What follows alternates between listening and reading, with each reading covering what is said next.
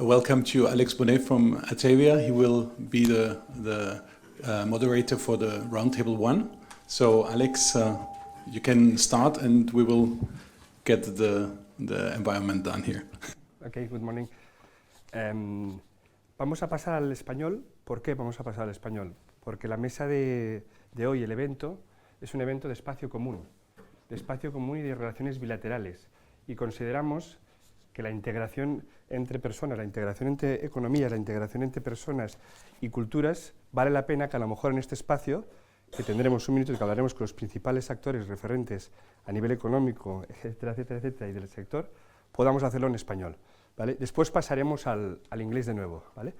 Pues primero de todo, muy buenos días, muchas gracias a todos por la asistencia, muchas gracias en especial a la Cámara de Comercio alemana por invitarnos. Y yo creo que, y muchas gracias a vosotros también por participar, por cedernos vuestro tiempo en un momento en el que considero que de los que hablar muchos retos en el sector energético y también muchas seguridades que trasladar en un momento en el que, bueno, en algunos medios de comunicación también ya comentan que, bueno, que hay una especie de burbuja renovable que podemos estar de acuerdo o no. Yo no estoy de acuerdo, ¿vale? En ese caso concreto es una opinión personal. Y en un momento también en el que, en ese espacio común que estamos hablando, hemos visto de que momentos o acciones o actuaciones que nos pueden parecer a una larga distancia pueden afectar al lado de nuestra casa, ¿no? Tenemos a día de hoy unas elecciones que ha ganado Donald Trump, en el cual en su campaña dijo claramente que su apuesta era por el petróleo, por el fracking, y recientemente ha hecho consistente, como ha dicho Walter, como ha dicho Walter, su relato. El secretario de Energía viene del mundo del petróleo y lo ha dejado claro, ¿no? Y no solamente esto, ¿no? Hay empresas alemanas como RWE y Siemens que han dicho que vamos a ver cómo va esto y vamos a ver si podemos seguir, y han anunciado desinversiones, ¿no? Y en un momento también en el sentido de que en España también hay cambios en el ministerio, hay grupos políticos que se han opuesto y que se están intentando oponer, vamos a ver cómo termina, y también hay un tema muy importante en Europa, que también está ocurriendo en España, que es un tema de la contestación social de la ciudadanía, ¿no? O de los entornos. Y esto es muy importante y creo que es un reto que no vamos a hablar hoy, pero seguramente que está. Y hay un tema, esa contestación social y ese activismo en España, por ejemplo, que ha generado esta incertidumbre y esta inestabilidad en España, y hay zonas de España que están varios proyectos o varias construcciones paralizadas porque están judicializados la construcción, ¿no? Precisamente por estos movimientos, ¿no? Yo sin más me gustaría, presentar a las personas que tenemos hoy el placer y el honor de que nos acompañen. Empezaré por la derecha. Tenemos a Juanjo Álvarez, que es el director general de BayWa para España y Portugal. Tenemos a Emma Nogueira, que es la directora de Estrategia y Desarrollo de Negocio de Bosch. Y a mi izquierda tenemos a María Teresa Noray, que es directora de Estrategia y Planificación de Nagas, y Ana María Martínez, gerente de Estrategia Nacional Comercial de Hidrógeno y Biometano de Repsol. Yo creo que es un panel, lo digo de verdad, creo que está representando aquí diferentes tecnologías, diferentes visiones, y hay un tema importante. Creo que estamos rodeados de tecnólogos, eso es para mí muy importante en un momento que necesitamos estabilidad y seguridad. Yo sin más, vamos a empezar, y sí que me gustaría empezar para que cada uno de vosotros nos contéis, estamos en un entorno, un espacio común, bilateral entre España y Alemania, y que me gustaría que nos contarais el momento en el que estáis en este momento en vuestra compañía, y cuál es la actividad o la vinculación que tenéis en este momento con Alemania, ¿no? En ese caso, en tu caso concreto, bastante, más que bastante evidente. ¿vale? Si te pareces, Juanjo. Sí, empiezo yo. Bueno, pues encantado, muchas gracias primero por la invitación, es un gusto tener la oportunidad de estar aquí. BayWa, me imagino que para muchos será conocida, es una empresa de referencia en Alemania, vinculada al sector agrícola durante casi 100 años y desde hace aproximadamente unos 15 años en el sector de renovables, donde estoy yo. Pues yo trabajo en BayWa r, que somos un desarrollador, promotor y constructor de proyectos, también los operamos, proyectos fotovoltaicos, eólicos, ahora también estamos entrando en almacenamiento y bueno, esa es un poco a grandes rasgos la labor que realizamos, ¿no? En España llevamos desde 2012 aproximadamente, cuando pues, empezamos a creer en que llegaba la grid parity, porque hasta entonces pues, estábamos muy apoyados por subvenciones, ¿no? Entonces digamos que te orientabas hacia aquellos países donde las subvenciones permitían que los proyectos saliesen adelante. Vimos venir la grid parity y uno de los principales países o primeros países que iba a llegar a la grid parity por condiciones evidentes de sol y de recurso eólico era España, y aquí pues, nos establecimos en torno a 2012 aproximadamente. Desde entonces hemos puesto en operación 600 megavatios de ambas tecnologías. Ahora estamos desarrollando, bueno, estamos construyendo otros 600 megavatios y tenemos planes a largo plazo. Tenemos planes a largo plazo de desarrollar y construir más proyectos, también si la administración, si la regulación acompaña, ¿no? Que eso me gustaría tocarlo en algún momento. Y no me extiendo más. Muy preciso en el tiempo, perfecto. Vale. Emma, por favor. Sí, ¿se me oye? Sí, perfectamente. Bien, también por mi parte, muchísimas gracias por la invitación, por contar con vos y conmigo. Y bueno, Bosch es una empresa alemana, también como BayWa, con larga tradición. Llevamos más de 125 años produciendo, innovando en alta tecnología, somos tecnólogos y bueno, producimos componentes principalmente para el sector de la automoción, que como bien había dicho antes del IDAE, pues es un sector, el sector del transporte es un sector que hay que contamina mucho, hay que tratar de descontaminar, de descarbonizar, y nosotros en esta fase de descarbonización creemos firmemente, estamos en una fase de electrificar aquellos productos que vienen del sector que vienen del origen del combustible fósil, los motores fósiles. Y aparte de la electrificación, como hay sectores que no se pueden electrificar, estamos apostando por el hidrógeno verde. Y estamos desarrollando producto a lo largo de toda la cadena de valor, en la producción, en el almacenamiento y en los usos, ¿no? Entonces, y es que son productos y soluciones que se van a necesitar cuando el hidrógeno haya suficiente cantidad, ¿no? En este área es en la que yo estoy involucrada desde hace 2 años. Estamos desarrollando este negocio en España y en Portugal, y estamos creando estas redes que son necesarias con socios, como puede ser Repsol, como puede ser Endesa, para que haya este hidrógeno en cantidades y poder usarlo, ¿no?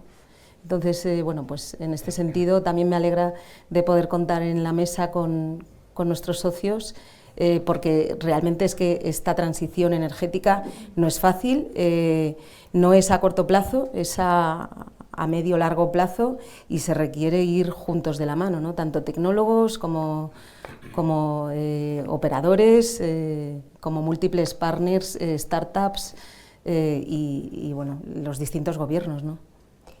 Muchas gracias, Emma. Yo añadiría allí también sociedad, porque la sociedad, si no está convencida de ese punto, tú lo has dicho, ¿no? La automoción o la movilidad es la que más contamina. Si no estamos convencidos de esto, seguiremos comprando diferentes automóviles de combustible fósil, como me ha pasado a mí. Gracias. Ana María, por favor. Bueno, muchas gracias a la Cámara de Comercio Alemana por darnos la oportunidad de compartir nuestras experiencias con distintos actores de la cadena de valor. Repsol, si hay alguien que no lo conoce, es una compañía multienergética presente en más de 20 países, tenemos más de 24.000 empleados y, importante, fue la primera compañía del sector en anunciar su compromiso en alcanzar 0 emisiones netas en el año 2050. Por lo tanto, el compromiso con la descarbonización de Repsol es muy importante. Repsol tiene complejos industriales en la península ibérica, tenemos 5, estamos situados en Coruña, en Petronor, en el País Vasco, en Tarragona, tenemos también en Cartagena, Puerto Llano, todos estos son refinerías, y además tenemos un complejo industrial en Sines, que no es una refinería, es más un complejo petroquímico.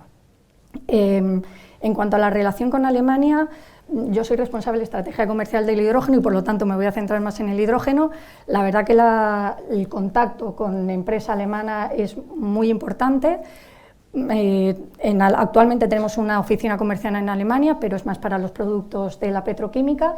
Pero en cuanto al hidrógeno, nos sentamos mucho con empresas alemanas que se quieren descarbonizar y que además quieren usar el hidrógeno como un factor energético para conseguir esta descarbonización. De hecho, nos hemos presentado a tenders también que empresas alemanas han solicitado para el consumo de hidrógeno renovable, y en abril de este año se hizo un acuerdo entre Petronor, que es nuestra filial en el País Vasco, el puerto de Ámsterdam, una empresa gasista holandesa y una compañía energética alemana que se llama NBW, que el objetivo de este acuerdo es explorar la economía del hidrógeno poniendo en valor la infraestructura con la que cuenta Petronor, que es un puerto en Bilbao, en el norte de España, y por lo tanto muy fácil de conectar con Europa con el norte de Europa, y además también para la infraestructura en destino, que sería el puerto de Ámsterdam, para la entrada de este hidrógeno electrolítico en el norte de Europa. Por lo tanto, mucho contacto con empresas alemanas, luego veremos también, se ha dicho, ¿no?, la oportunidad que tenemos de colaborar entre nosotros y por lo tanto no podemos no colaborar entre nuestros países. Muchas gracias. María. Emma. Pues, no sé si se me oye también. Sí, bueno, desde María Teresa. Pues muchísimas gracias en primer lugar a la Cámara de Comercio alemana por la invitación, a Trevi, a Alex. Yo creo que este evento, y ya se ha dicho, estoy completamente de acuerdo con lo que ha dicho la directora general de DENA y lo que se ha dicho aquí, este evento es fundamental en este momento de profunda incertidumbre geopolítica, y más que nunca tenemos que reforzar y visibilizar la cooperación que realmente existe y que es un ejemplo, la cooperación entre España y Alemania es un ejemplo de cooperación europea, y necesitamos visibilizar y fortalecer esta colaboración, y estos encuentros son muy importantes, o sea que muchísimas gracias. Yo, Enagás, por decir que es Enagás es una compañía de infraestructura, es una compañía española de infraestructuras gasistas. Somos el TSO, el operador de transporte de la red primaria de gas natural en España, y como tal gestionamos más de 11.000 kilómetros de gasoductos de alta presión. Gestionamos también, operamos 6 interconexiones internacionales, 2 con Portugal, 2 con Francia y 2 con el norte de África, interconexiones gasistas. Tenemos almacenamientos de gas natural, y también somos líderes en la operación de plantas de regasificación, operación y mantenimiento. Nuestra labor es diseño, operación y mantenimiento de infraestructuras. Como saben, España es líder. Es uno de los principales países líder en regasificación a nivel europeo. Concentramos aproximadamente 1/3 de la capacidad de regasificación de Europa a través de nuestras 7 plantas de regasificación, y el 40% de la capacidad de almacenamiento de LNG, de gas natural licuado, en los tanques de las plantas españolas, y el 40% está en España. Como tales, bueno, pues somos un referente en Alemania. Tenemos, en cuanto a gas natural, estamos participando en la primera planta onshore de LNG, en la primera planta de regasificación onshore. En Alemania hay varias plantas flotantes. Enagás está en esta de LNG, en la Baja Sajonia, y ahí estamos participando en un consorcio con Hanseatic Energy Hub, con BAS Group, Partners Group y Dow en ese consorcio para poner esta planta que ha tomado FID y que se pondrá en comisión en el 2027. Esa planta va a ser también ammonia ready, va a ser lista para usar con amoníaco, o sea que va a ser una planta que va también a poder traer otras moléculas verdes a Alemania. Además, somos el gestor técnico del sistema gasista con Enagas GTS, que es una parte independiente de Enagas, pero que gestiona todo el sistema gasista español. Y desde diciembre de 2023 somos el operador transitorio designado por el Gobierno para la red gasista, para la red de hidrógeno, el HTNO, el Hydrogen Transmission Network Operator. Como tal, y a petición del Gobierno, presentamos en abril una propuesta preliminar non-bind de infraestructuras de hidrógeno en España, y también por acuerdo del Consejo de Ministros somos los encargados de tramitar los PCIs en materia de hidrógeno en nuestro país. Y uno de los más importantes es H2Med.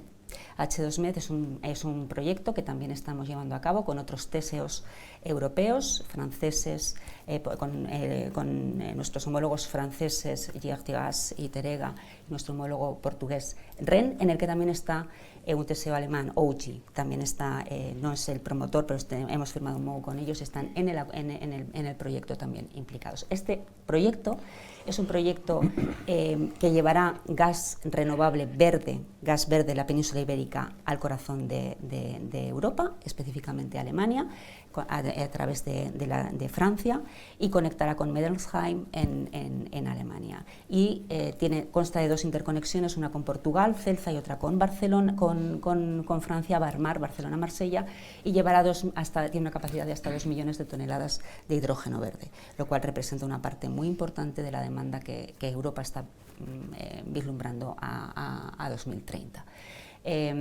Alemania para nosotros es un socio fundamental, y por eso yo creo que es importantísimo, como se ha dicho hoy, colaborar y reforzar esa colaboración. Los acuerdos van a ser fundamentales, esos acuerdos para hacer ese hidrógeno y esta transición energética de verdad competitiva y efectiva. Necesitamos acuerdos y un entendimiento y una colaboración muy estrecha. Y también, como ha dicho la directora general de EDENA, necesitamos también poner la política energética en medio, porque esto es una visión de largo plazo, no es corto plazo, es largo plazo, y necesitamos poner en marcha las políticas adecuadas. También, por último, Enagas tiene una participación, porque esto se confunde normalmente, en Enagas Renovable, que es una empresa que se dedica a la producción de gases renovables. Muchas gracias, María Teresa. Ahondamos un poco más en materia. Hemos hablado antes de que estamos en un mundo globalizado y ha pasado una situación que todo el mundo conoce, y me gustaría tener vuestra opinión del efecto que puede ser el efecto Trump, en un momento en el que ya ha mostrado alguna carta encima de la mesa como secretario de Energía. Las dos cámaras legislativas tienen el control, pero eso ¿cómo puede afectar a un mercado único europeo, y qué oportunidades también puede haber, ¿no?, en ese caso? Entonces, si os parece, Emma, nos trasladas un poco vuestra visión de la compañía y también tuya, ¿cómo lo ves? A ver, cualquier tema geopolítico afecta naturalmente a las empresas, y más si son empresas multinacionales como somos nosotros. Somos 426.000 empleados y tenemos un negocio muy importante también en Estados Unidos. Cualquier tema que afecta en un país pues tiene relación con todo nuestro negocio a nivel global. Nosotros sí tenemos experiencia de 100 y pico años. Cada momento histórico, cada momento de situación política distinta, pues claro, tenemos esa flexibilidad o esta agilidad para poder visualizarlo un poco con tiempo y adaptarnos.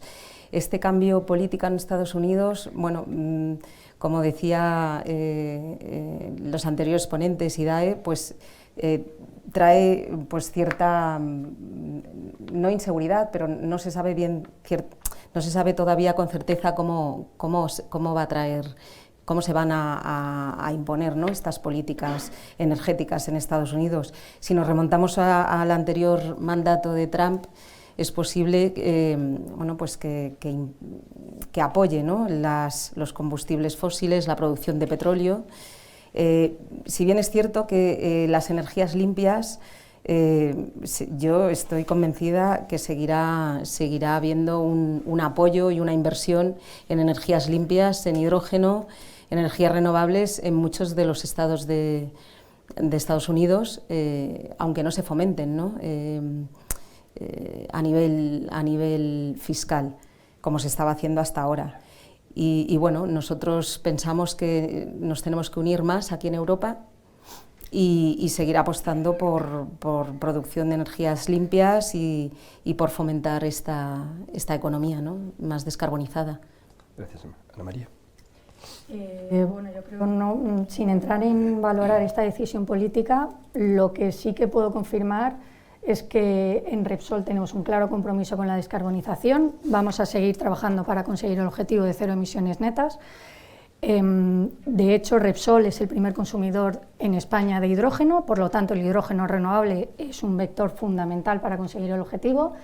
De hecho, en el año 19 fue cuando por primera vez se introdujo el hidrógeno renovable en nuestra estrategia, y desde entonces eventos como la guerra de Ucrania, por ejemplo, que ya se ha comentado, ¿no?, que entró un nuevo factor que hasta ahora no se había considerado, que era la independencia energética europea, ¿no? Ya no estamos hablando solo de descarbonización, sino un punto muy importante, y más ahora, ¿no?, en la situación en la que estamos, esa independencia energética necesaria.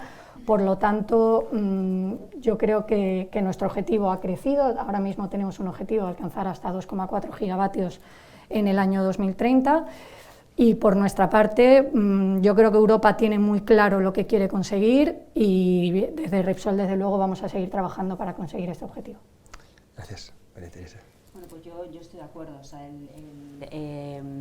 la elección de Trump, pues obviamente marca un giro en la política estadounidense, pero la transición energética es imparable. Europa tiene unos objetivos claros, una estrategia clara, y va a cumplirla. O sea, estamos a la cabeza de la descarbonización, la ambición está, ahora hay que ver el ritmo con el que conseguimos llegar a esa ambición.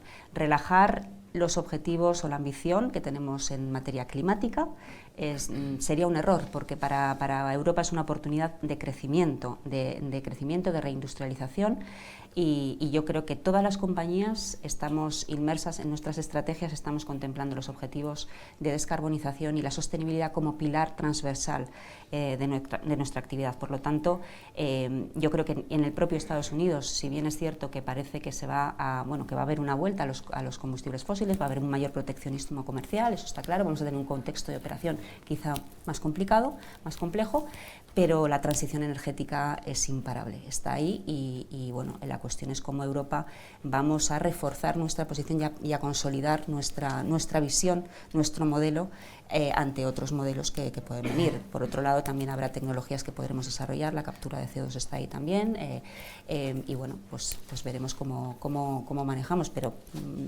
estoy de acuerdo, o sea, las compañías tenemos una visión muy clara de transición y de estrategias de sostenibilidad, y eso no va a cambiar. Bueno, me quedo en estos momentos de inseguridad o inestabilidad o de incertidumbre, por lo que sea, me quedo con esa decisión, actuación, esa firmeza por parte de las compañías. La transición es imparable independientemente de lo que pueda, ¿no? Y eso es así, eso es el liderazgo, tenerlo claro como lo estáis teniendo vosotros. Si entramos un poco ya más en materia de esa relación entre esa experiencia vuestra, con 100 años has contado tú, pero con grande trayectoria internacional, como tenéis tanto en Agas como en Repsol, Baigua estáis en Alemania y habéis estado aquí desde hace tiempo. O sea, esa experiencia que tenéis internacional y nacional, digo en España, me gustaría entrar un poco más en materia, que nos expliquéis esa relación bilateral para entendernos, ¿vale? Empezando por ti, Juanjo. Uno, aprendizajes que se puedan trasladar y que podáis trasladar, ¿vale? Estáis en Alemania, habéis entrado aquí, ¿vale? Hablabas de la regulación, me imagino que habrá un punto de esto, ¿vale? Sí. Y después, ¿dónde ha sido más fácil desarrollar los proyectos, ¿no? Tanto en España, Alemania o en otros países que tú consideres, ¿vale? Bueno, diría que España tiene todavía mucho que aprender en cuanto a regulación. Nosotros como desarrolladores, pues yo personalmente he estado en varios países en el tiempo que llevo en Baiba desarrollando, y las facilidades que encuentra uno, o la predisposición y la previsibilidad de los procesos que tiene uno en ciertos países no la está teniendo en España, ¿no? De los alemanes, mis compañeros alemanes con los que tengo intercambio a menudo, pues muchas veces se sorprenden, ¿no? De lo impredecibles de los plazos, la variabilidad de las decisiones en función de una región o de otra.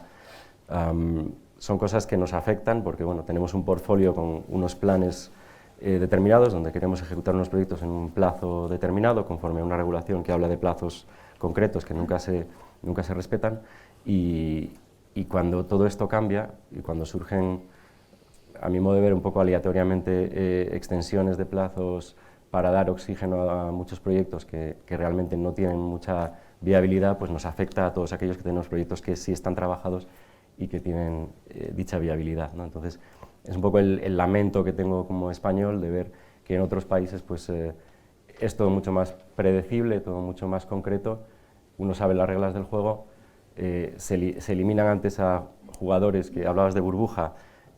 En cierto modo sí que hay burbuja, porque hay especuladores que no tienen ninguna intención de completar proyectos, sino simplemente de mercadear con permisos, y eso, pues, especialmente en España, está siendo muy doloroso, ¿no? Porque pues, lo estamos viendo que hay accesos a red que son muy valiosos, que están bloqueados por gente que no tiene intención de llevar el proyecto a efecto, y están impidiendo pues, que otros, que sí que tenemos esa voluntad, pues no tengamos la posibilidad de ampliar nuestro portfolio, ¿no? Muchas gracias, Juanjo. Emma. Bueno, nosotros, y hablo por conocimiento del tema del hidrógeno verde, lo vemos un poco distinto, aunque comparto tus opiniones, ¿no?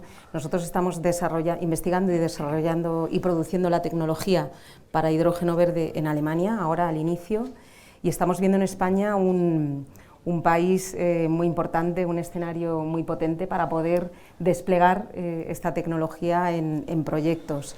Es cierto, y lo había comentado antes, que es una transición que requiere un tiempo, o sea, no podemos pasar de la noche a la mañana, ¿no? Y tenemos que ir desplegando estos proyectos de poco a más. Nosotros queremos desplegar, después escalar la producción de esta tecnología, pero en este inicio sí que estamos viendo un escenario con empresas del sector muy interesadas, ¿no? en usar nuestra tecnología, y vemos que España está a la cabeza en Europa y a nivel mundial, yo creo también como productores de hidrógeno verde.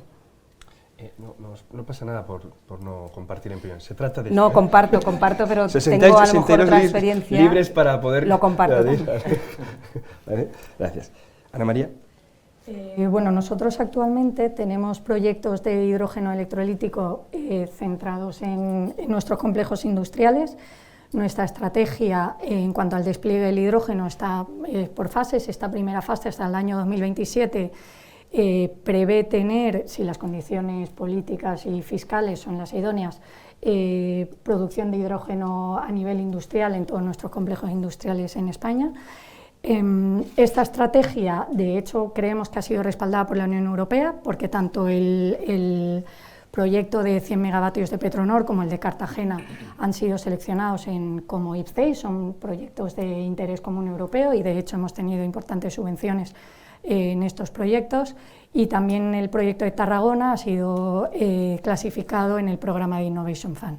Por lo tanto, nos sentimos respaldados y empezamos en nuestros complejos industriales, pero también Repsol tiene y está impulsando los grandes hubs regionales en torno a nuestros complejos, que son necesarios para unir la oferta y la demanda, conseguir que consigamos economías de escala que sean las que habiliten estos proyectos, porque al final aquí necesitamos tener infraestructuras, necesitamos tener economía de escala, que todo de alguna forma se abarate para que estos proyectos puedan salir adelante.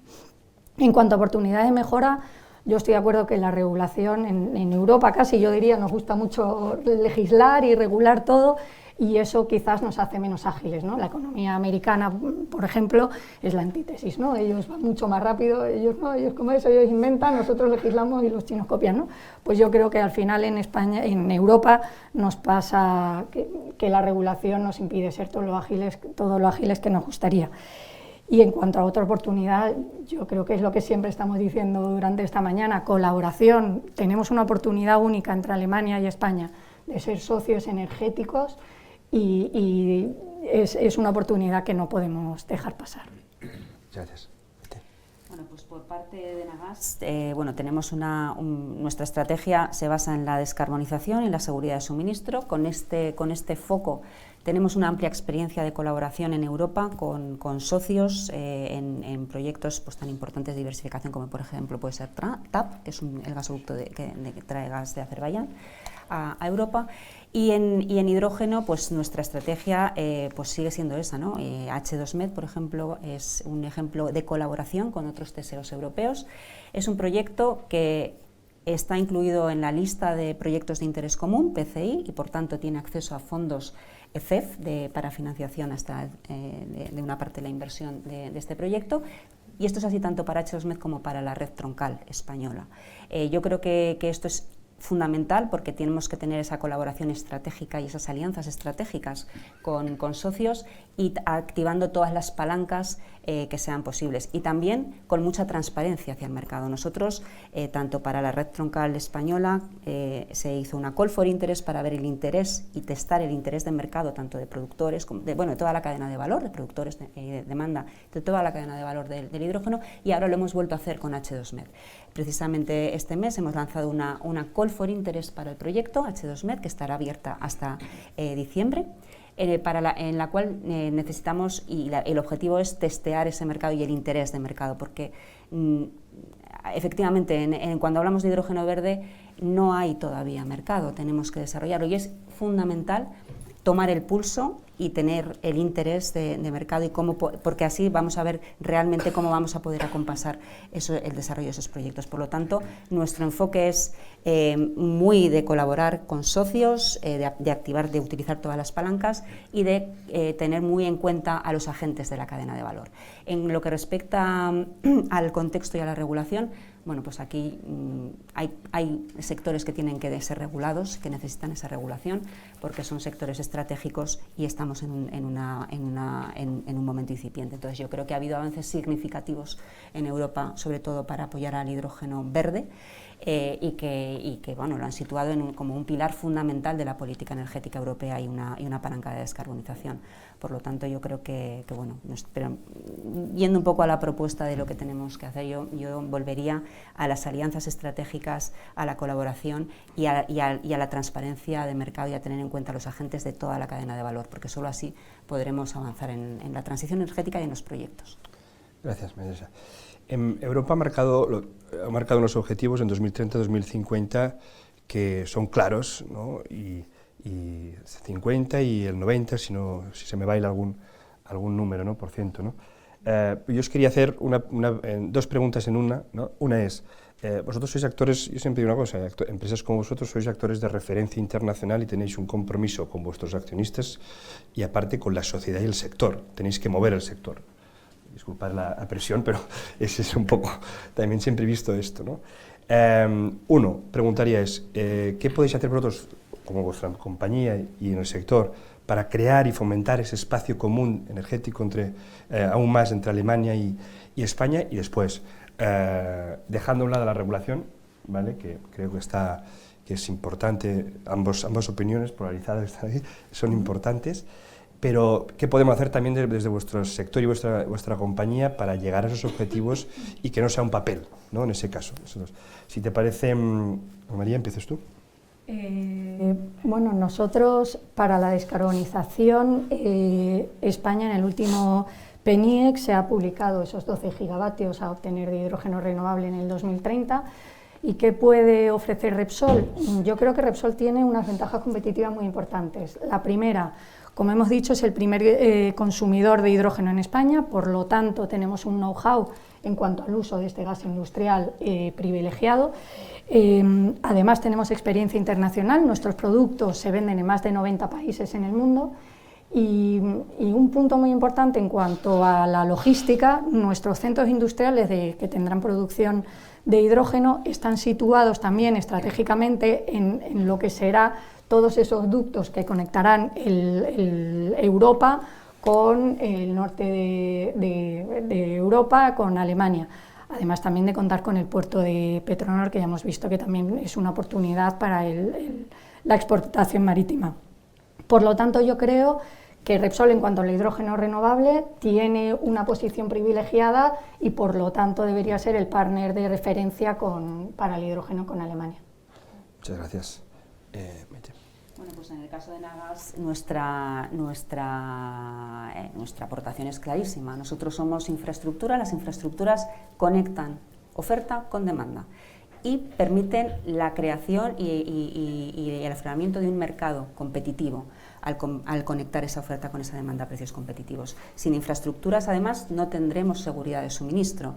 En el hidrógeno verde esta cuestión es clave, o sea, mucho más que en el gas natural. Estamos hablando de que el hidrógeno renovable se genera a partir de generación renovable intermitente y vamos a tener que tener una flexibilidad y una capacidad de almacenamiento que nos permita dar seguridad a la demanda y al productor. Y sin infraestructuras eso no va a ser posible. Por lo tanto, esas infraestructuras van a tener un rol fundamental en la creación del propio mercado del hidrógeno, en la seguridad de suministro del propio mercado del hidrógeno y, sobre todo, van a tener una dimensión europea muy importante. Van a poder conectar el hidrógeno competitivo de la península ibérica, donde contamos con recursos, con unas altas horas de funcionamiento de esos recursos, con áreas europeas como es Alemania, sobre todo con Alemania, donde también van a tener muchísimo más demanda. El 70% de las necesidades de Alemania, según su estrategia de importación, va a ser importado. El 70% de las necesidades, hasta el 70% de las necesidades de hidrógeno de Alemania van a ser importadas desde otros países, y España y Enagás en concreto puede facilitar en gran medida esa importación, siendo un socio fundamental para la descarbonización y la consecución de los objetivos de descarbonización europeos. Bueno, nosotros originamos y desarrollamos proyectos, ¿no? Es la mayor contribución que podemos mencionar. Nosotros pues seguiremos analizando dónde tiene más sentido desarrollar proyectos y acercándonos a las comunidades, intentando también esa labor de formación para evitar que pues, ciertos bulos calen en la población y se dificulte también el avance de en nuestro caso, pues la fotovoltaica y la eólica fundamentalmente. Y yo creo que es un poco el mayor valor que como BayWa, desarrollador, promotor, constructor, pues vamos a aportar, ¿no? En la consecución, esperemos al menos que nos acerquemos a lo que dice el PNIEC, ¿no? A mi modo de ver, quedan 6 años para 2030, los objetivos son muy ambiciosos, complicado. El ritmo que hemos visto en los últimos años, 5 o 6 gigavatios anuales de PV, medio gigavatio de eólica. Al final esto es un todo, ¿no? Necesitas empresas que sean capaces de ejecutarlo, necesitas que los plazos se cumplan, necesitas que las eléctricas pongan en operación esos proyectos, entonces que todo eso encaje para llegar a esos objetivos en 2030. Lo veo complicado, de todas formas todos trabajamos y agradecemos esos objetivos tan ambiciosos, aunque previsiblemente se extiendan más allá de 2030. Gracias, Juanjo. ¿Emma? Sí, bueno, brevemente, nosotros como tecnólogos, para la transición energética y para conseguir estos objetivos, ¿no?, de descarbonización total, seguimos invirtiendo cantidades, yo diría, bastante altas, ¿no?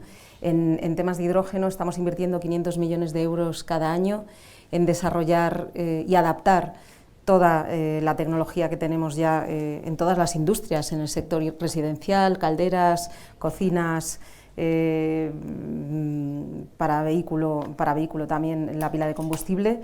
Pues toda esta adaptación de productos a las nuevas tecnologías, al hidrógeno, requiere esta apuesta por inversiones en I+D, y esto es lo que estamos haciendo en Bosch. Estamos invirtiendo en innovación y para desarrollar esta tecnología, y también en generación, ¿no?, del hidrógeno. Muchas gracias. Vamos a tratar algunas preguntas específicas para cada uno de vosotros. Maite, en el caso tuyo, yo conozco a Gas desde hace bastante, 10 años, que os conocí en Perú, en el gasoducto peruano que teníais, y si a mí me llegan a decir en ese momento cuando os conocí que ahora estaríais trasladando infraestructura, yo no lo hubiera feliz cuando me lo explicó, que es la directora de Comunicación y Asuntos Corporativos, no lo hubiera tenido claro, no lo veía, ¿no? Pero creo que lo habéis hecho como todos, ¿no? En ese caso concreto vosotros también habéis cambiado, ¿vale? Os habéis transformado, pero eso tiene un cambio de estrategia, una visión, tiene un cambio cultural, tiene un cambio de organización, tiene un cambio de talento. Entonces, explícanos un poco cómo se ha hecho este cambio, porque transformar empresas de tanta dimensión me permitiréis, no es fácil, ¿no? Moverlas no es fácil, ¿no? No lo es. Si lo puedes contar un poquito. No lo es, Alex, y es cierto lo que dices. Enagas pues se ha enfrentado a un profundo cambio, como dices, estratégico, cultural y una transformación, diría yo. Obviamente en nuestra estrategia está la descarbonización, siempre ha estado descarbonización y seguridad de suministro, pero a partir de la guerra de Ucrania esto fue un cambio total de paradigma y nuestro foco ha cambiado a Europa con y a nuestra transformación de infraestructuras para poder llevar moléculas verdes por esas infraestructuras. Entendemos que este es el futuro, esto es lo que nos marca Europa y esto es lo que necesitamos para crecer. De hecho, vamos a convertir la compañía desde una compañía madura a una compañía en crecimiento, con nuevas inversiones muy importantes en hidrógeno. Estamos hablando de 5.000 millones aproximadamente de inversiones en infraestructuras de hidrógeno. Vamos en serio. Estamos muy centrados y nos tomamos el hidrógeno muy en serio y, como dices, este cambio de paradigma exige que te transformes también internamente. Tenemos que ver cómo vamos a poder llevar y acometer internamente todas esas nuevas inversiones que llevan consigo un reskilling de la plantilla, nueva organización para acometer esas inversiones y también, pues bueno, con mucho foco también habéis mencionado la innovación. Tenemos el Observatorio Tecnológico del Hidrógeno para empezar también a colaborar con los agentes y con los diferentes países, con Alemania específicamente también de manera muy importante y realmente es un cambio. Nosotros estamos llevando a cabo internamente lo que llamamos una transformación digital en la que lo que vislumbramos es una transformación profunda de la compañía utilizando palancas como la digitalización, que nos van a ayudar a ser más eficientes y a trabajar de otra manera, a hacer las cosas de otra manera. Pero como dices, el cambio cultural es profundo y es una transformación. Una cosa es decir, vamos a impulsar una transformación, otra cosa es hacerla. La estamos haciendo. No lo digo por ti. En la Atrevia a veces se pasaba esas cosas y sí. a veces cuesta también. De hecho, ya tenemos eso es muy importante. Si quieres, Juanjo, una empresa como vosotros que estabais, originariamente en Alemania, apostáis por España para desarrollar proyectos, en un contexto, como has dicho tú, que hay una regulación, y según, no lo digo yo, según dicen otras personas del sector, falta algo de claridad también en cuanto a calendario, ¿vale? ¿Qué es lo que os ha motivado a venir a España a invertir, a impulsar la transición y a hacerla efectiva? Bueno, no hablemos tanto de la parte de beneficios, sino hablemos por qué, ¿vale? En ese caso en concreto. No, bueno, realmente un poco lo que mencionaba al principio, ¿no? El recurso que existe en este país, el recurso eólico, el recurso solar, la disponibilidad de terrenos, la posibilidad de mantener aún terrenos para uso agrícola y utilizar otros terrenos menos aptos para fotovoltaica o para eólica. Un montón de condiciones, el desarrollo de España también, el consumo que existe en España, las posibilidades. Creemos también lo que se ha comentado antes, que España puede ser una referencia, ¿no? En cuanto a hidrógeno, en cuanto a atracción de empresas que establezcan centros de producción en España atraídas por una energía más competitiva. En todo eso creemos. Evidentemente no todo es perfecto, entonces, como he comentado antes, no voy a insistir, pues hay cosas a mejorar, pero desde luego tiene unas condiciones España pues inmejorables para ser todo esto que estamos mencionando que puede llegar a ser, ¿no? Muchas gracias, Juanjo.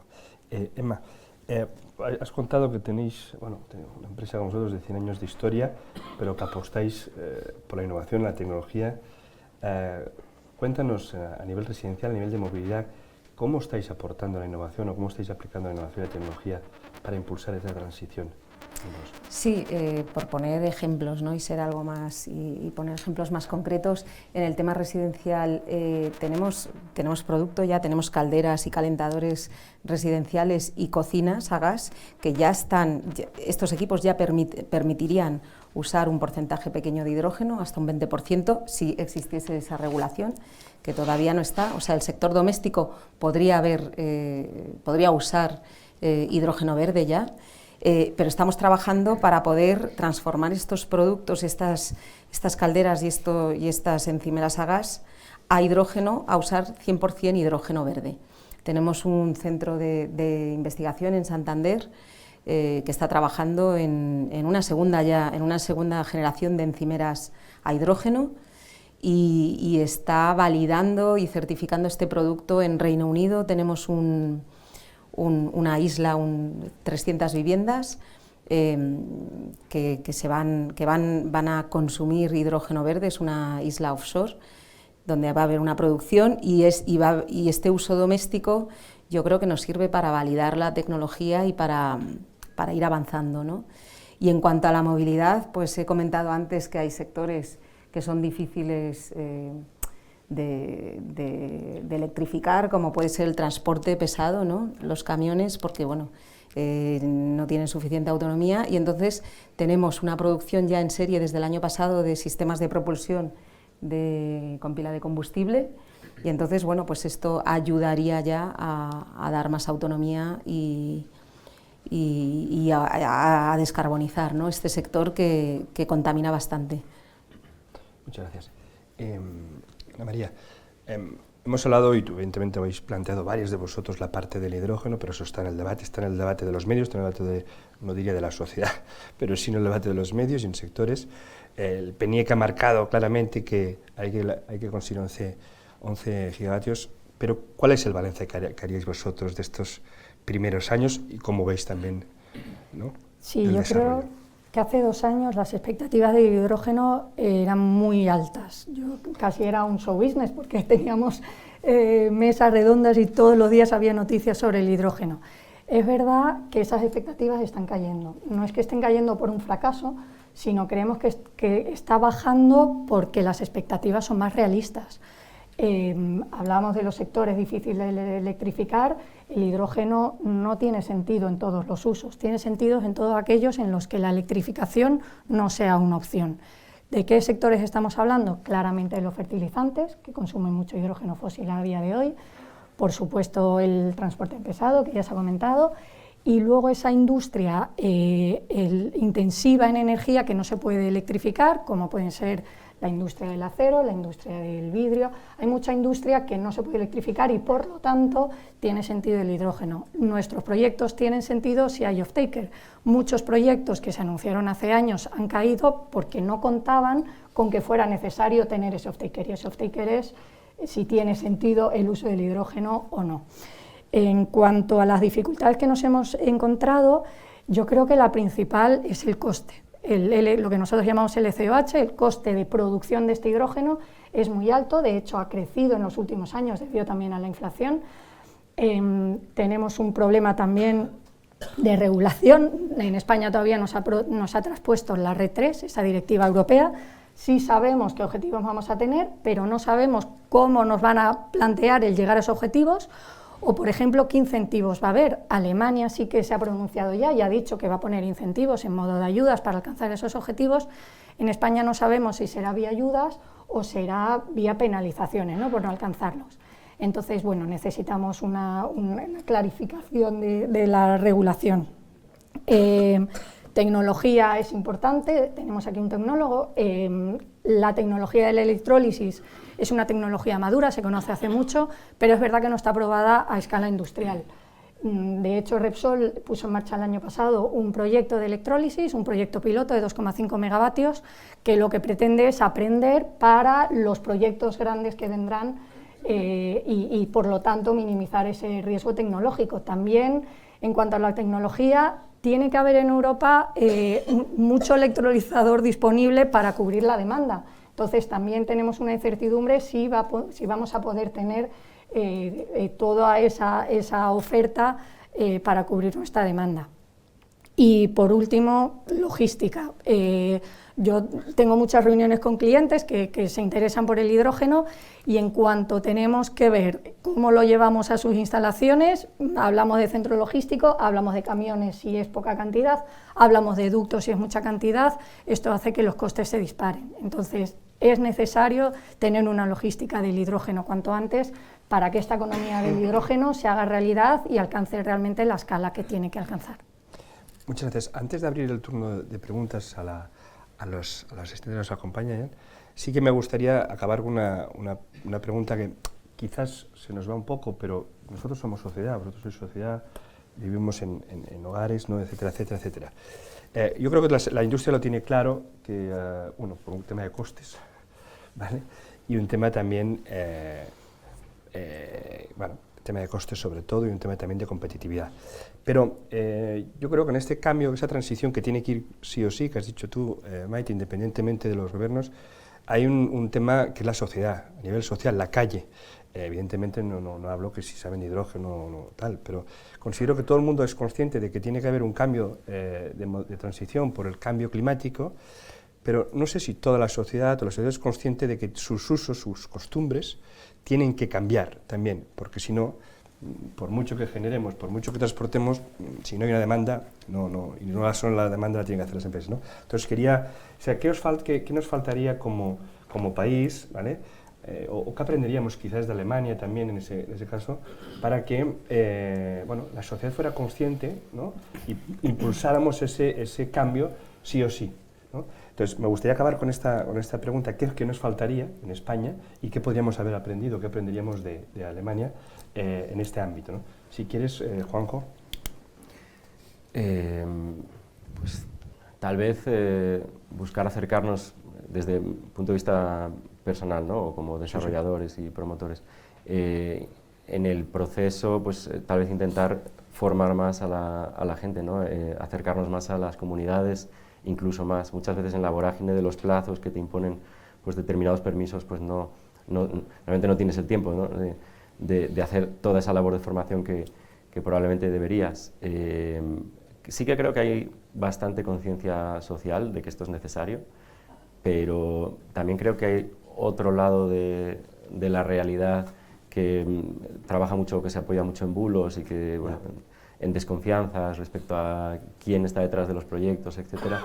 Y ahí, pues, a lo mejor las asociaciones, no solo nosotros como actores singularmente o individualmente considerados, sino las asociaciones tienen que hacer más labor de acercarse a las comunidades para hacer una labor formativa a largo plazo, no solo ad hoc. Muchas gracias, Emma. Sí, yo creo que hay mayor concienciación por parte de la población española. Yo creo que la alemana sí es cierto que lleva con esta concienciación ya mucho más tiempo, pero nosotros somos conscientes y lo hemos visto actualmente que el cambio climático no es que no se pare, es que se está acelerando, ¿no? Y lo hemos visto con catástrofes recientes, y eso yo creo que va a impulsar más esta concienciación, esta necesidad de formación, y no solamente formación escolar, sino también formación comunitaria, es decir, el ver en ejemplos concretos ya que existen en comunidades, como he dicho, ¿no? Se está llevando hidrógeno a una comunidad en el Reino Unido de 300 viviendas, el que eso se pueda trasladar después a la sociedad, de que estos ejemplos existen, que se está probando nuevas tecnologías, pero que se van a usar en un futuro, involucrar, ¿no?, a la sociedad en esta transición de alguna manera. Totalmente. Ana María. Yo coincido en cuanto a que la concienciación, ¿no?, medioambiental en Alemania nos saca muchísima ventaja. Yo de pequeña iba a Alemania y llamaba a mi casa y decía: mamá, es que aquí la basura no se tira todo en un misma basura. En el colegio escribimos en papel marrón porque es reciclado, ¿no? Y en España esto era impensable. Entonces, yo creo que nos sacan muchísima ventaja. También creo que en España nos hemos puesto las pilas y estamos avanzando mucho en cuanto a concienciar a la sociedad, pero nos falta entender que la descarbonización cuesta, porque tengo reuniones con clientes que se quieren descarbonizar, se interesan, por ejemplo, por los combustibles 100% renovables, que ya contamos con estos combustibles en nuestras estaciones, se interesan por el hidrógeno, se interesan por el biometano, pero en el momento que hablamos de precio, ahí ya quieren pagar lo mismo, ¿no? Bueno, pero yo no quiero el mismo precio ahora. Entonces, nos falta concienciarnos que la descarbonización cuesta. También creo que tenemos una tarea pendiente en cuanto a colaboración. Lo hemos dicho ya durante todas las intervenciones. Tenemos una oportunidad única de colaborar entre nuestros países, Alemania y España, una oportunidad única de ser partners energéticos, y yo creo que nos tenemos que empujar y poner en valor esta oportunidad para que el valor se quede también en Europa. Muchas gracias, María. María Teresa. Bueno, pues yo coincido un poco con todo lo que se ha dicho. Yo creo que hay una labor que tenemos la responsabilidad de efectuar cada uno desde a nuestro nivel, y es una labor de concienciación social de esa sostenibilidad, ¿no?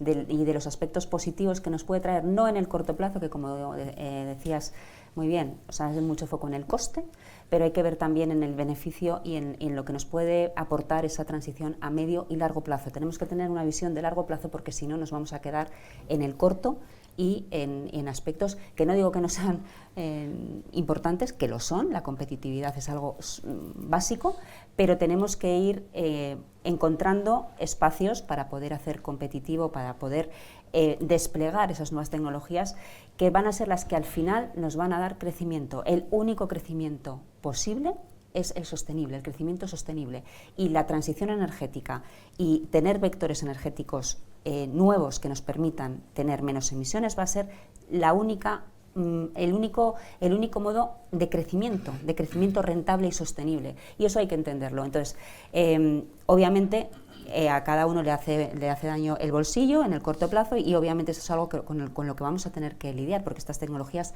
tardarán un tiempo a ser competitivas, pero lo serán. No me cabe duda, la tecnología siempre ha respondido en todos los ámbitos y va a responder también en el hidrógeno. Por eso, como mencionaba antes, medidas como el Observatorio Tecnológico del Hidrógeno que tenemos en Nagas son fundamentales. Entonces, la tecnología va a responder. Tenemos que lograr que en el corto plazo estas tecnologías sean asequibles a la sociedad y a la industria, y también tenemos que hacer una labor de didáctica como compañías a nivel público, a nivel privado, de explicar los beneficios que tienen no tan, sí a corto, pero también a largo, sobre todo a medio y largo plazo. Eso hay que entenderlo muy bien. Pues muchas gracias. Si os parece, abrimos una posibilidad de un turno de preguntas que podáis hacer. Okay. Bueno, perdonad. Pero bueno. Aproveche el hecho de ser anfitrión. Cuatro preguntas rápidas. Primero, darte gracias a ti, sin embargo, por haber moderado esta primera parte. Esta alemana no sé. Y este tampoco. Se escucha bien, se escucha bien. Bueno, en primer lugar, Juanjo, cortito. Has hecho referencia discreta a la judicialización de problemas que tienes con nuevas inversiones. Y en este contexto me gustaría que comentaras brevemente el tema de Galicia, la nueva idea que tienen de obligar a los parques eólicos a renovar rapidísimamente, y además la energía dejarla en pymes gallegas y no dejarlo al libre mercado. ¿Qué impacto tiene en vuestros planes de inversión futura en eólicas? Luego tengo una pregunta para Emma. Emma nos ha hablado de la maravillosa empresa Bosch, con 400 y pico mil empleados, con 500 millones de euros cada año invertidos en H2. Me gustaría que nos hicieras una brevísima comentario sobre la competidores que hay de China y de Estados Unidos. Cuando el otro día leí que la primera gran fábrica de electrolizadores, que se va a construir en España nueva es en Andalucía y es China, me preocupa que no sea de Bosch. Quizás nos puedes decir cuál es a ver si nos va a pasar lo mismo que con las eólicas y sobre todo con la fotovoltaica. Luego tengo para Ana María una pregunta que me gustaría que seas lo más que te puedas atrever. El precio del off-taker. Yo recuerdo una visita en Enagás, ahora hablamos, con el ministro presidente Weil, donde se va a hacer lo de Stade. Entonces el ministro presidente Weil, al final de la visita, pregunta, bueno, ¿y a qué precio nos vais a poder vender el H2? Y el CEO vuestro cogió a la izquierda, que era el responsable, y dice, por favor, se cayó un momento y dijo textualmente, va a ser muy caro. Bueno, entonces, claro, el tema es competitividad europea, es decir, me gustaría que 3 frases, ¿a dónde se va el precio del H2?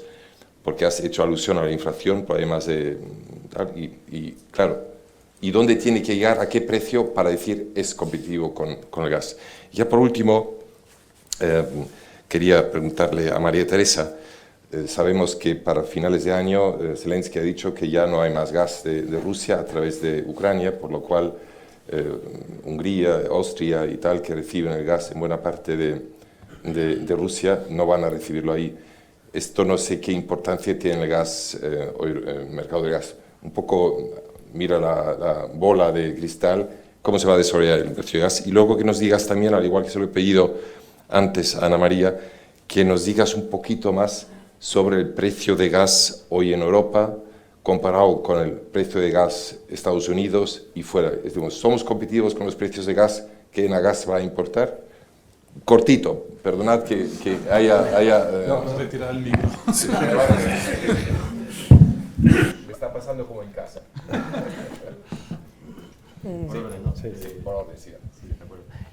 Respecto a Galicia, pues sí, terreno complicado, desaconsejado iniciar nuevos desarrollos ahí. Ten en cuenta que cuando inicias un desarrollo tú pones una garantía de que no te vas a retirar en ese desarrollo, de que te comprometes, ¿no? Y este tipo de volantazos pues no ayudan.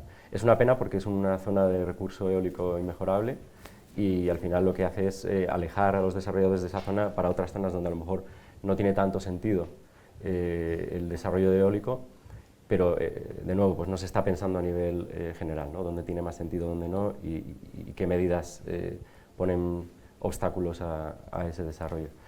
No solo es Galicia, también Cataluña es zona complicada por muchos motivos, ¿no? Prefieren que todos los demás vayan delante y luego ellos pues, dar entrada a las renovables. Están, bueno, como Baviera, vamos. Sí, una especie de Baviera. Y bueno, pues lo mismo, es una lástima que no se piense a nivel general y se diga, bueno, dónde tiene más sentido que determinadas cosas y se lleguen a acuerdos para posibilitar el desarrollo que tenga sentido en ciertas regiones, ¿no? No sé si he sido cortito como esperabas, pero... Sí, y en cuanto a empresas chinas, tus preguntas no son fáciles, Walter. No. No, pero en cuanto a empresas, son interesantes, sí, claro. En cuanto a empresas chinas que se están estableciendo en España, pues ratifican que el mercado español es muy interesante, y ya lo habíamos comentado, en cuanto a producción de hidrógeno verde y en cuanto a energías renovables. Los electrolizadores donde ellos son, digamos, competitivos es en electrolizadores que usan tecnología alcalina. Nosotros hemos elegido otro tipo de tecnología que es la tecnología PEM, que es la membrana, bueno, la membrana de intercambio de protones. Y ahí, bueno, pues nosotros estamos desplegando otro tipo de servicios donde creemos que somos más competitivos, ¿no? Aparte de que somos competitivos en precio, y espero que lo sigamos siendo, estamos dando una garantía y unos servicios para clientes aquí en Europa. Nosotros con estos servicios podemos seguir adelante, ¿no? Y tenemos esta ventaja competitiva también con respecto a otras empresas americanas. Y bueno, pero no tenemos que perderles de vista y yo creo que Europa pues tiene que defender y tiene que apostar por su tecnología, ¿no? La tecnología europea. Y luego hay otro tema que es yo creo que tenemos que apostar también por la economía circular, porque la mayor parte de las materias primas para poder producir estos stacks, estas pilas de combustible, no provienen de Europa, provienen de la mayor parte pues, de otros países asiáticos. Y ahí nosotros tenemos que establecer regulación y leyes para poder mantener este tipo de materiales, ¿no? O sea, la economía circular yo creo que es un tema también a fomentar. En cuanto al precio del hidrógeno, lamentablemente no puedo dar un precio porque depende de muchas cosas. Depende si el consumo se va a realizar junto a nuestra producción, por eso nosotros tenemos la producción en nuestros complejos industriales, precisamente para que los costes logísticos sean mínimos. Depende de si para llevar el hidrógeno al cliente hace falta un compresor, un centro logístico, camión, no, depende de muchas cosas, por lo tanto no podemos hablar de precio. Lo que sí puedo decir es que ha hecho mucho daño los informes que salieron hace años que pronosticaban un precio del hidrógeno renovable a 2 euros kilo. Eso actualmente no lo vemos viable en el corto plazo. Lo que sí sabemos es que los costes van a bajar mucho. Yo siempre digo que es como la energía solar. Hace años una placa solar era carísima, había muy pocos, incluso a nivel particular, y hoy en día se va a IKEA y se compra una placa solar, ¿no? Entonces necesitamos que ahora mismo hayan ayudas para que esta tecnología consiga una escala industrial y así tengamos economía de escala para poder abaratar los costes.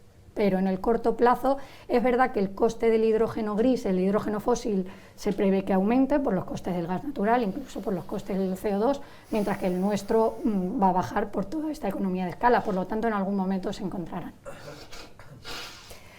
Bueno, pues a tu pregunta sobre el gas, efectivamente, por dejar claro, Enagas no importa, no tiene moléculas, somos independientes tanto de los productores como de los shippers, somos la infraestructura que gestiona esa importación y el transporte. Efectivamente, como mencionas, el acuerdo de tránsito entre Rusia y Ucrania va a expirar en diciembre de este año y la hipótesis que maneja todo el mundo es que no se va a renovar. Eso quiere decir que vamos a necesitar nuevas fuentes de suministro por ese gas, de ese gas que vendría de Rusia. Algunos países como Eslovaquia ha anunciado ya que puede tener un potencial acuerdo con Azerbaiyán para traer y aprovisionar ese gas parcialmente, para compensar parcialmente esa pérdida de gas por Ucrania. Pero aquí, efectivamente, en Europa va a cobrar cada vez más peso el GNL. Las plantas, Alemania es un ejemplo clarísimo de ese giro que obviamente ha tenido que acometer para lograr la independencia del gas ruso por tubería, y de hecho pues se ha instalado ya varias plantas flotantes. Como decía, esta de LNG es una planta ya onshore y ejemplo de este tipo de estrategias, ¿no? Entonces vamos a tener que importar, vamos a depender más de las importaciones de GNL, y eso también fortalece. Europa es un país de los países que van a importar ese GNL. Y esta es la aproximación que tenemos. También hay que ser conscientes que no solamente, antes mencionabas al principio, ¿no?, que estamos importando gas ruso. Bueno, Turquía está siendo un centro importante de entrada del gas ruso vía Turkstream. Y respecto al precio, bueno, pues el precio actualmente, pues estamos en unos 46 euros megavatio hora en Europa, un poquito por encima del precio asiático en este momento, y muy por encima del precio en Estados Unidos, que sería 5 euros megavatio hora. O sea, es un buen margen para vender a Europa. Bueno, pero es una dinámica completamente distinta. Estamos hablando del mayor productor de gas y de petróleo del mundo, Estados Unidos, con lo cual la dinámica no tiene nada que ver. Entonces, ahí también me gustaría hacer mucho énfasis en que la dinámica de precios en Europa está muy condicionada por factores de oferta y de demanda, por el balance oferta-demanda, y aquí juega mucho la climatología. Las vaivenes que hemos visto en las últimas semanas, también afectados por la geopolítica y por las expectativas del mercado a raíz del recrudecimiento del contexto con Ucrania, pues eso también tiene que ver, las expectativas, pero está muy centrado en balance oferta-demanda. Y aquí hemos visto cómo las temperaturas han incrementado últimamente en las últimas semanas, y eso ha llevado a un incremento también del precio por competencia de recursos. La última pregunta. Hecho en falta comentarios sobre biogás. No se abordó para nada el tema y es una energía renovable bastante importante. Se nota en los últimos 3 años un mercado incipiente, pero también creciente, y bueno, simplemente escuchar su opinión. Gracias. Cristi Peña, de Redexis. Si queréis, en cuanto a Repsol también estamos en lo que es el biometano. Tenemos proyectos de biometano en cartera con la adquisición de Genia. Es verdad que el biometano en España tiene muchísimo potencial, igual que en Alemania y en Francia hay mucho mercado del biometano, muchísimas plantas de biometano. En España esperamos que eso también sea un vector energético muy importante. Tenemos muchísimo recorrido que hacer, y yo creo que lo estamos haciendo. Volvemos con el biometano, volvemos a lo mismo, que al final es más caro que el gas natural. Entonces, ahora mismo la descarbonización cuesta y es difícil. Estos proyectos no sean, por supuesto, son viables, pero a lo mejor más lento precisamente por el coste de la descarbonización. También tenemos equipos de calderas industriales para quemar biometano preparados, ¿no? Y de hecho lanzamos la semana pasada una nota de prensa para apoyar también este tipo de gas, pero bueno. Pues muchas gracias a todos por estar aquí, por aportar vuestra visión, un poquito de luz, y muchas gracias a todos por las preguntas. No, y por la asistencia. Gracias.